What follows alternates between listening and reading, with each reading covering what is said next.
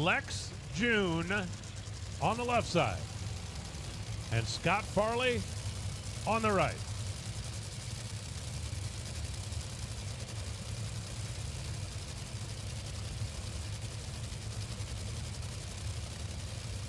Lex Joon, they've got that thing idling over there and taking a little extra time. Look at Terry Totten down here. He's got his sitting there and he's like, are you guys ready? You guys ready? Now they roll it forward.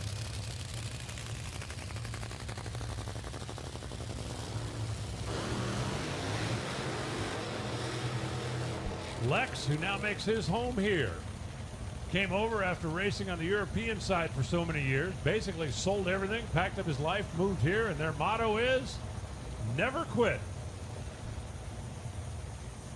And they have not. They have continued to chip and claw their way here. Alan, you mentioned something earlier, the controlled failure under load. That was the name of my high school band. Really? You know, Scott Farley's a great story, too, out of Ellington, Connecticut. Farley makes his way back here, driving Terry Totten's car, and you know, you got a guy here who had what really is the biggest upset of the entire season in the first round at Epic, New Hampshire. Yeah, I think you're right. He's a pilot, flies UPS jets around the country. And Scott Farley, we have seen that Terry Totten car a couple of times. It's not going to set low ET. It's not going to set the track record. It's not going to qualify number one.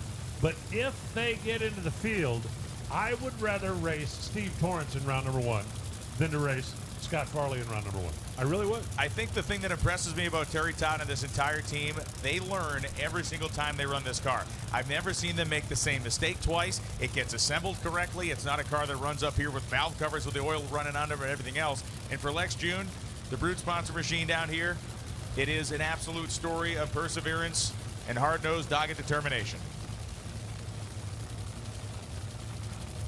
Inching their way up into the beams.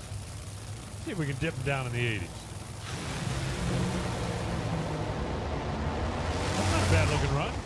390. Whoa! We got another close call at the top end. And it looked like Scott Farley went over the center line down there. We'll have to go back and double check that one. We've got a 392 and a 393 on the scoreboard, and it may be Lex that got the cones. Let's go back down there and take a look. Looking at the speeds down there, it does look like Lex Joon maybe started the speed clock at the wrong time. Take another look. This is a career best run for Lex Joon, assuming, and I do not believe he was the one that got into the cones, although the car making a strong move to the center. You're going to see Lex correct this car. Move, baby. And look at Farley making a run over there.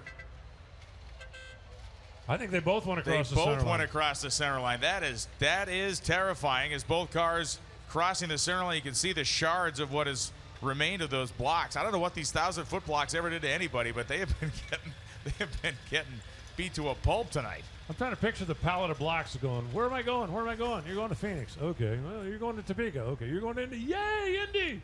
You're gonna be the finish line. Wait, there's Pro Mod there, right? Yeah. There's Top Fuel there. They're taking a bit of a beating down there tonight. The safety Safari will get pressed back into service. Both those runs will be disallowed. Both cars got up and over the center line. That is going to be a dual disqualification, and they'll have to come back and try it again.